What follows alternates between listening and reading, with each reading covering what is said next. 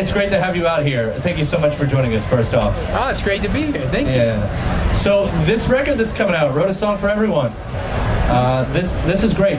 We're going to have you tell us about it here, because I guess basically what has happened is you've invited a bunch of artists along to, what do you call it? It's not just re-record your tracks.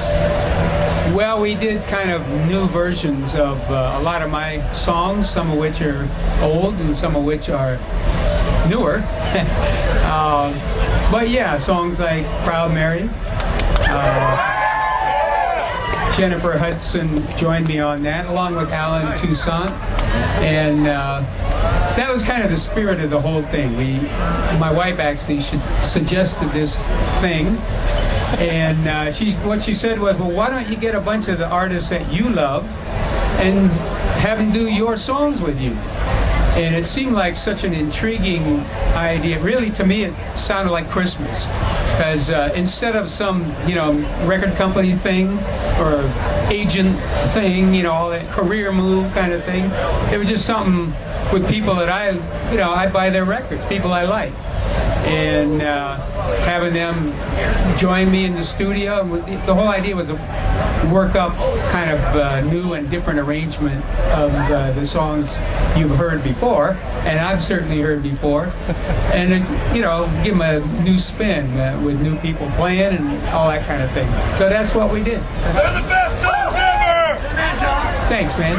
Well, you've already mentioned it, so let's jump into that one. Jennifer Hudson, that's Proud Mary. That's not the first time we've heard this song covered. In fact, there's another very famous version of this. Well, yeah, actually, and of course, Jennifer is a sweet thing. I imagine when she was a little girl, somewhere along the way, she kind of latched on to Tina Turner, and what a terrific role model for a little girl, right? And so she had a demo worked up that sounded remarkably like the Tina Turner version, and my wife and I kind of thought about it, and one day we were really talking about a different song, and I said something about kind of rearranging this other song and make it, kind of put it through New Orleans. It's a place that we really love to go, and we go down there to the Jazz Fest all the time. And my wife looked back at me and she forgot all about the other song I was talking about. Her eyes got real big and she said, Proud Mary. I said, what are you talking about? She said, we should do that with Proud Mary. And basically we took a musical journey of just about everything you know about New Orleans, right, and did Proud Mary, because Proud Mary is such a New Orleans song. I've been very blessed in my life to have this thing so well received and played all over the world, all that sort of thing.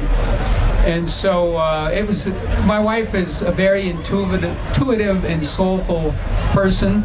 And when that light goes on in her eyes, I just kind of go, whoa, she's connected to something, and I just pay attention.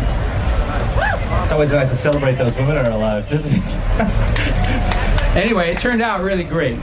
So y'all are gonna have to hear that, but you'll have to wait until the record comes out to hear that. Yeah. You said this wasn't really a strategy move at all. But at the same time, Lord knows I'm not the guy with a strategy. Oh my God! Poster child. If I'd have had a strategy, I probably would have kept my mouth shut a long time ago. You're the poster child for keeping those royalties and masters and everything. Yeah, so. right. Well, I didn't get to keep them, but just to get past that subject matter, I will tell you, I met a beautiful woman and fell in love, and it's the most important thing in the whole wide world, and all that other stuff really doesn't matter. Yeah. It just, it's behind me. There's some famous athlete, I think. It's behind me now. Anyway, so I don't worry about that. It's all turned out pretty cool. Sure. True love is a lot more important than money, anyway. Yeah. That's worthy. That's definitely worthy. Here's up for Fogerty!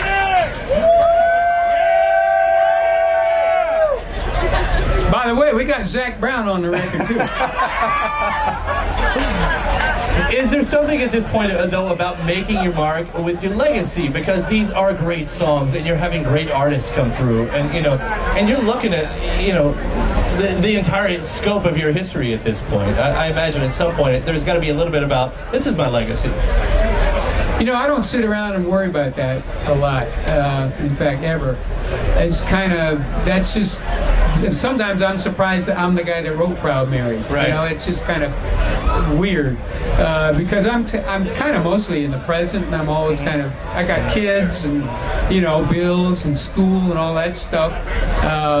I'm the most boring guy you ever met, by the way. I take care of the family and do that kind of thing and get up every day before 6. And most rock and roll musicians you ever heard of ain't doing. They're probably just getting in, So I kind of don't think about that part, but being in a studio with Brad Paisley and kind of going toe to toe with the Telecaster and going, okay. I mean, that was a load of fun, right? We did a song of mine called Hot Rod Heart, and it was Brad's idea. He said, well, I got a couple of musical twists. He wanted to change it up my old version. He said, also, I kind of want to have a shootout down on Main Street, a guitar duel, like a couple of gunslingers. And I don't know if I said the words out of my mouth, but in my brain, my mind formed the idea, I'm already dead. Brad is probably the greatest Telecaster player in the whole world. And so I figured I had a plan. I didn't try to whoop him. I just kind of did what I do best instead. Yeah. Wait, and that brings up good to it. You get with all these artists and you're saying, let's redo these songs. Let's not just do a flat cover version. What's the one that came in that most surprised you? Where you said, this is like an entirely different song. I'm guessing there was that moment. I don't know. I think a lot of them are quite different than the way they were before. I mean, even Proud Mary is like a whole new. I can't. It's. I don't want to give it away. It's really joyful, though. Yeah. It's happy. In fact, the mood of this album is very happy. I did a song called wrote a song for everyone. It's an old song I did in my Creedence days. Did that with Miranda Lambert, and she sang her tail up. I mean, that lady sounds so great. And in the guitar solo in the middle is Tom Morello. Which is an amazing matchup right there. Who would have put those together? Oh well, it's so beautiful. I mean, and it's like by the time that thing's over, you just kind of it's really happy and cool, and that's what music's all about. I couldn't tell you what format that is. I have no idea. That's not the first time that was recently covered too. Jeff Tweedy produced with Wrote a Song for Everyone. Was that Mavis Staples? Mavis Staples. Yeah. That was it. I'm sure these come at you all the time where people are covering songs. Do you always get them? Do you get to hear them beforehand, or is it a surprise? Believe it or not, you all know who Mr. Spock is, on Start? Yeah. Leonard Nimoy? Yeah, he did Proud Mary way back in the day. It was, I think it's on the same album. He did a song called Bilbo Baggins. It just makes the geek culture in a full circle. Yeah, right? you got it, right? Are you happy with how these songs have progressed and aged through the years? I mean, these artists coming in, Well, look, I'm really tickled. I must say humbled that people wanted to do this with me. It's, I can say, you call somebody up and they actually know your name. That's awesome. I mean, there's a lot of things in life you want to do, and it doesn't mean you get to do them. And sometimes it just kind of humiliates you when you can't even get a table in a good restaurant. Get out of here, we're full. That kind of thing. So to have somebody actually call you back with ideas that they've been thinking about, that's a really nice thing. Bob Seger calling me up on his cell phone and singing "Who'll Stop the Rain" to me, right?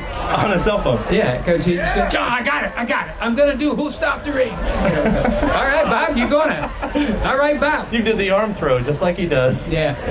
Well, he sat there I guess he was in his living room, and he had a guitar, and he kind of sang, "This is about how it's gonna go." And long his arms me, you know. Whoa, that's awesome.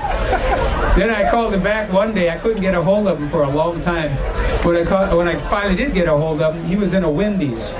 He had just been to Gettysburg, you know, the battlefield. I guess that was like the first time in his life, and he might have been with his kids. And it was like a family moment or something. But I could hear the Wendy guy go, "Okay, we've had a chocolate shake with a Whopper," or whatever they call them there. And I'm interrupting a family moment. Bob, I'll call you back later because you're going to have to eat that burger. You know? It's a shame you could put that on the record. One of the big ones, of course, is the Foo Fighters covering Fortunate Son. I want to read a quote that you said last night, Stubbs, outside, playing with the Foo Fighters. You said, you gotta have a little boy in you to play rock and roll music. You gotta have a lot of little boys. A lot of little boy in you to play rock and roll music. That's right. And that seems like it especially proves true when you're playing that song with the Foo Fighters. Well, you know, yeah, it's you know that little devilish grin when you first get an idea that you're going to RF somebody, you know, and you're going to play a prank on them or whatever, and they don't know it yet, and you get that little thing, you can just feel your face lighten up, and you're going to do something. It's not really evil, it's just sort of, it's a practical joke. But you know about it, and the other one doesn't know yet, and you know they ain't going to hate you forever. At some point they'll forgive you. But right now you're going to do it, and you're going to pull this one. And that's how I feel out there in front of people. I mean, shoot! I get to stand there with Dave Grohl and the Foos, and we're doing this rockin' song and having the time of our life, and somebody's actually paid money to watch that. Well, I think you're a bit more humble than, you know. This is one of the great Hall of Famers right here. Listen, Mr. Fogerty, we have appreciated every single note you have ever put to tape for your entire career, and we thank you for stopping by today here in Sony City, here on the weekly feed. Well, thank you. Thank you all for coming out, too.